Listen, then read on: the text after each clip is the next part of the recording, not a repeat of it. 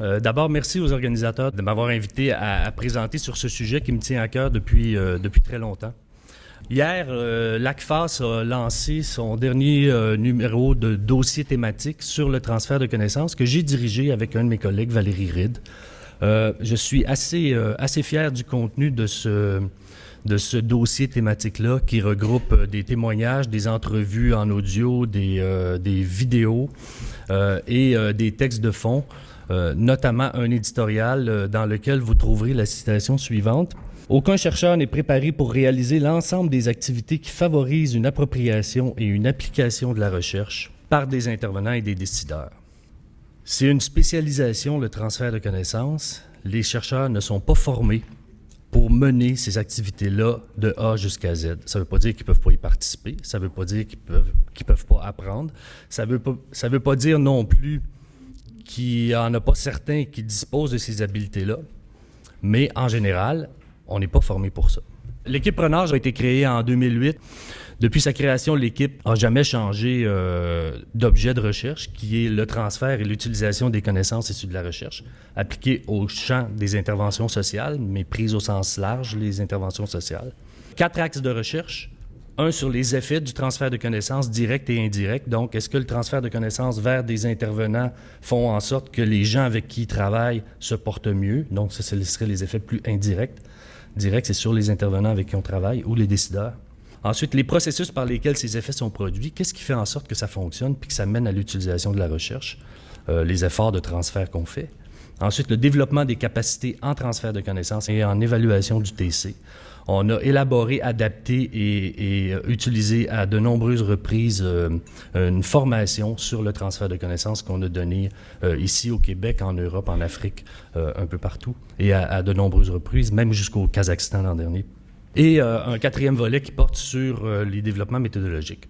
La provenance des membres, au début, on est parti avec essentiellement éducation et santé publique, aux santé communautaire. Et maintenant, on a des partenaires. Il y a 17 chercheurs universitaires dans l'équipe qui sont en éducation, en sciences politiques, en psychologie, en santé publique, en psychoéducation, etc. On a des collaborateurs des milieux de pratique. On a des organismes dont la mission ou une partie de la mission est de faire du transfert de connaissances. L'IRSST en fait partie. Mais il y a aussi le CETREC, le CLIP, l'INES, l'INSPQ, qui sont nos partenaires qui ont un mandat de faire du transfert de connaissances, et des milieux de pratique, 3 CIUS, 4 CIUS, la Fondation du Dr Julien, le Centre Jeunesse de Montréal, l'Institut universitaire, etc. Et il y en a d'autres, je n'ai pas nommé tout le monde ici.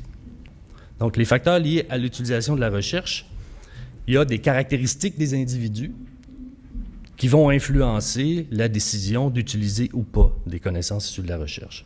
Il y a des gens qui peuvent considérer que les résultats de recherche, c'est pas utile, que les chercheurs, ce qu'ils font, c'est du pelletage de nuages.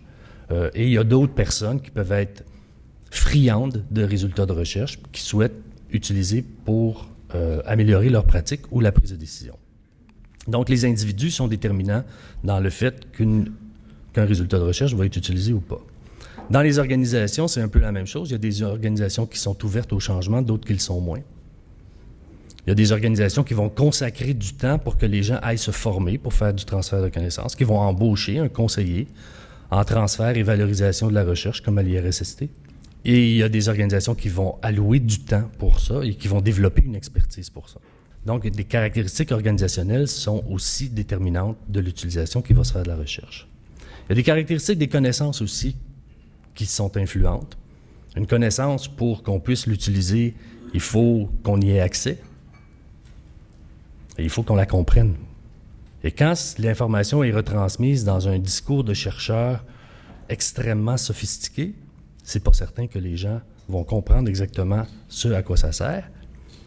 Et si on n'a pas formulé des recommandations pour mettre en place des actions qui tiennent compte des résultats obtenus, on risque moins aussi de voir une utilisation. 4e catégorie de facteurs, les caractéristiques des efforts de transfert de connaissances qui sont faits. Il y a des initiatives de transfert de connaissances qui sont très efficaces dans un milieu, mais pas dans un autre. Les approches top-down, dans le biomédical, ça marche bien. Un médicament démontre son efficacité hors de tout doute, ou presque, par rapport à un autre. C'est implanté dans les pratiques des médecins, ça se fait très, très rapidement. Il y a d'autres contexte où une approche top-down est absolument pas appropriée, puis où les gens vont dire prouve-moi que ma pratique n'est pas suffisamment efficace avant que j'en adopte une autre. Donc, les stratégies qu'on va utiliser pour favoriser l'utilisation de la recherche vont aussi avoir, évidemment, un effet sur l'utilisation en bout de compte. Et puis, il y a les chercheurs. C'est quoi les facteurs qui sont liés aux caractéristiques des chercheurs? L'attitude envers la collaboration, capacité à tenir compte des caractéristiques et des besoins des utilisateurs, donc de voir de quoi les gens avec qui on travaille auraient besoin comme information. Si vous travaillez des enseignants dans des écoles en milieu défavorisé, puis que vous êtes en nutrition, puis que vous dites « Moi, j'ai le plus spectaculaire programme de nutrition à implanter dans ton école », ça se peut qu'on ne trouve pas preneur parce que les enseignants sont aux prises avec un problème grave de gestion de classe. Fait que c'est pas ça qui est leur préoccupation. Les habiletés à adapter les connaissances. De trouver des mots, des façons d'expliquer les résultats qui seraient compris par ma mère. Et ça, c'est pas donné à tout le monde parce que on est formé pour utiliser un vocabulaire spécialisé et transmettre ça à nos collègues qui ont le même bagage que nous. La crédibilité aux yeux des utilisateurs est aussi quelque chose de fondamental dans le transfert. Puis la reconnaissance de la valeur des activités de TC, ça s'adresse plus aux institutions universitaires qu'aux chercheurs eux-mêmes, mais tant que le transfert de connaissances ne sera pas plus valorisé dans les institutions, on risque de ne pas avoir beaucoup de chercheurs qui en font puis qui en font bien. Étude 1. Soutenir les chercheurs dans leurs activités de transfert de connaissances, une étude de besoin. Le Bureau de la recherche de l'Université de Montréal avait obtenu une subvention à un moment donné pour favoriser, en fait, l'utilisation de la recherche. Et puis, ils se sont dit, oui, on fait bien des choses dans les domaines plus de recherche fondamentale, mais on fait pas grand-chose en sciences humaines et sociales. Puis, on ne sait pas par quel bout prendre ça. On voudrait soutenir les chercheurs, mais on ne sait pas par où commencer. Alors, ils m'ont commandé cette étude-là. Les objectifs étaient de documenter les attitudes des chercheurs à l'égard du transfert, d'identifier les facteurs qui facilitent puis ceux qui entravent les activités de transfert et d'identifier les principaux besoins des chercheurs pour soutenir les activités de transfert. Participants, un questionnaire en ligne, il y a 800 personnes qui ont été invitées à répondre au questionnaire, 216 qui ont répondu, c'est pas un très bon taux de réponse. Et des entretiens face à face avec un sous-échantillon d'une trentaine de répondants. En fait, c'est un échantillon stratifié où on a pris les gens qui avaient l'attitude la plus positive face au transfert, les moyens, puis ceux qui avaient une attitude non positive. Le problème, c'est qu'on a eu bien du mal à trouver des gens qui n'avaient pas une attitude positive, parce que ceux qui ont répondu en avaient une, en général. Donc, on ne sait pas trop comment les autres se positionnent parce qu'ils n'y ont pas répondu. Donc ça, c'était évidemment une limite. Ça nous a quand même permis d'apprendre un certain nombre de choses. D'abord, nos répondants avaient un vif intérêt pour le transfert de connaissances. Il y a une production de recherche appréciable. Donc, ceux qui disent que le fait de faire du transfert, ça t'enlève du temps pour faire de la recherche, peut-être que c'est pas si vrai que ça. Mais ceux qui font beaucoup de recherche, c'est ceux qui sont mieux financés en général, et puis ils ont peut-être les moyens de s'adjoindre des gens pour s'occuper de ces questions-là de transfert. Deuxième résultat, des avantages et des bénéfices considérables. Nos répondants nous disent « c'est vraiment intéressant pour nous parce que ça nous donne des nouvelles opportunités de collaboration, ça nous donne des idées pour d'autres recherches éventuellement, ça nous permet de mieux connaître les besoins des organisations, etc. » Troisième résultat, adéquation entre les activités de transfert et la production scientifique, ça c'est ce que j'ai dit tantôt. Des limites à l'implication des chercheurs dans les activités de TC. Les limites, c'est des limites de temps, puis c'est des limites liées aussi à leur expertise pour le faire. C'est que ceux qui en faisaient, ils faisaient les activités qui sont certainement utiles, mais celles qui demandent le moins de temps et le moins d'énergie. Fait que c'est pas des gens qui produisaient des notes de recherche synthétiques puis qui envoyaient 2 semaines avant la tenue d'un atelier délibératif pour élaborer un plan d'action pour donner suite à ces recommandations-là, etc., etc. Donc, ils allaient sur, bon, on va faire un résumé vulgarisé, on va aller faire une conférence dans un congrès organisé pour les milieux de pratique et tout ça, mais moins dans les trucs un peu plus complexes. Transfert de connaissances, un concept à clarifier. Pour beaucoup de nos répondants, le transfert de connaissances, c'était aussi ce qu'ils enseignaient à leurs étudiants. Et nous, en général, quand on parle de transfert de connaissances, on parle de transfert en dehors du monde académique. Et en plus, il y a une multitude de termes qui sont utilisés pour parler de du transfert de connaissances, donc du concept de production d'un résultat de recherche vers son utilisation.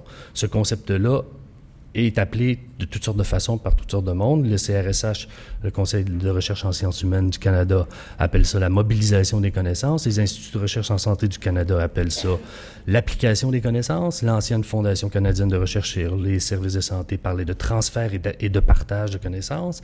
L'IRSST parle de valorisation. Bref, tous ces termes-là ont en commun le fait qu'ils visent une utilisation concrète de résultats de recherche. Les besoins à combler, puisque c'était le but ultime de l'étude, reconnaître la valeur académique du transfert de connaissances, était clairement exprimé par nos répondants. Il y en a plusieurs qui nous disaient que le transfert de connaissances, ils faisaient ça un petit peu en cachette de leurs collègues parce que dans leur unité, c'était pas très bien vu, c'était vu comme une activité non scientifique. Inclure ces activités dans les critères de promotion des chercheurs.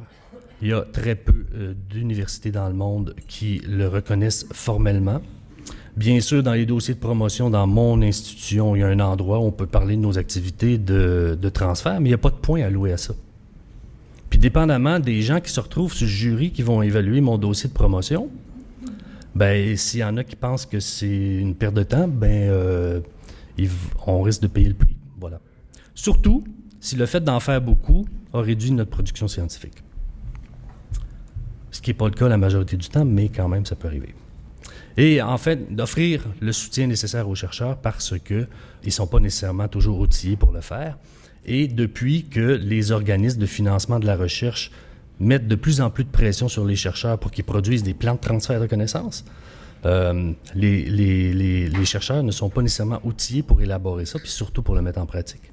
Les critères des promotions généralement adoptés dans les universités portent sur 4 critères: l'enseignement, la recherche, évidemment, la contribution au fonctionnement de l'institution et le rayonnement. Le rayonnement, ça, c'est comment on rayonne sur le plan international en allant dans les congrès, en étant sur des jurys dans d'autres pays, etc.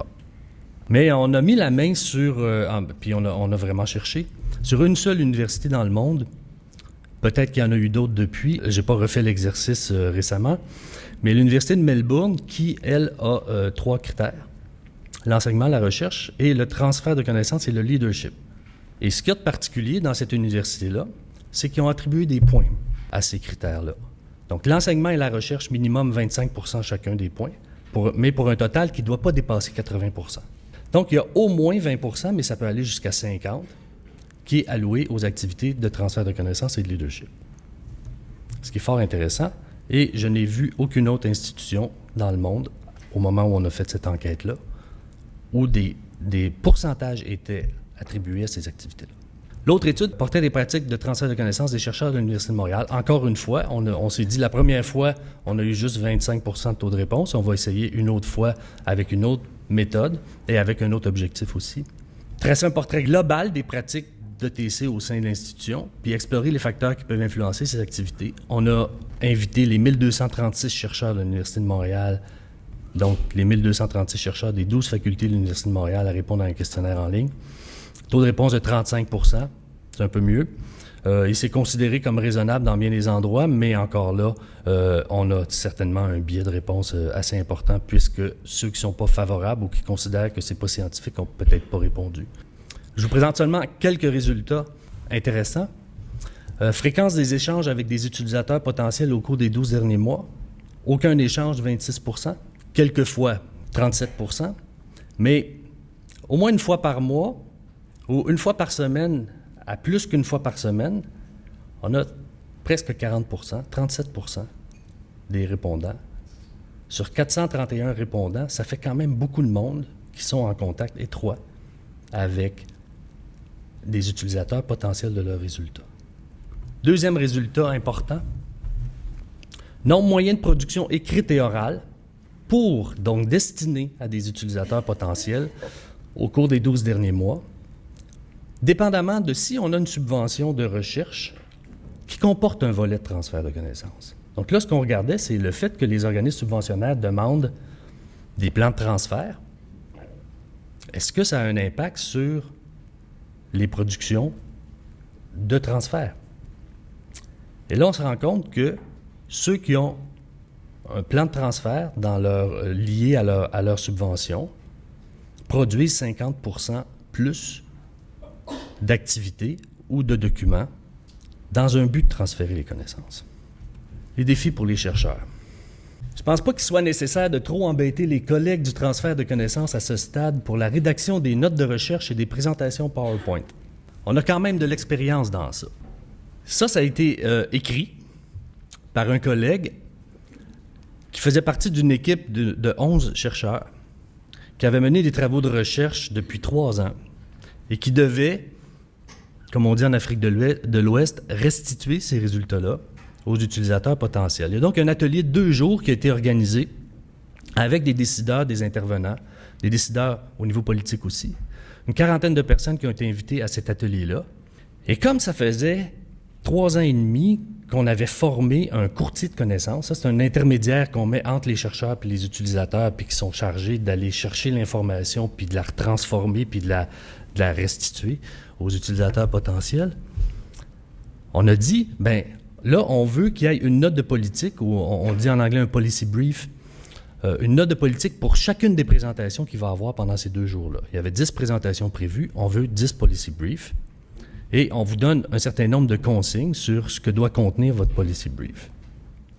Vous pouvez vous faire aider par le courtier, il peut vous aider à commenter les différentes versions, il peut même produire la première version, si vous voulez. C'est là que notre collègue nous a dit ça. Mais pendant les présentations de ce collègue-là, il en faisait 3. Moi, j'ai noté les termes que quelqu'un qui n'a pas une solide formation en recherche ne peut pas comprendre. J'en avais plus qu'une vingtaine sur ma feuille. Je donne quelques exemples. Discordance de statut parasitologique. Bon, on était dans un contexte de lutte antipaludique en Afrique de l'Ouest. Pas sûr que tout le monde, même dans ce contexte-là, comprenait ça. Indicateur composite.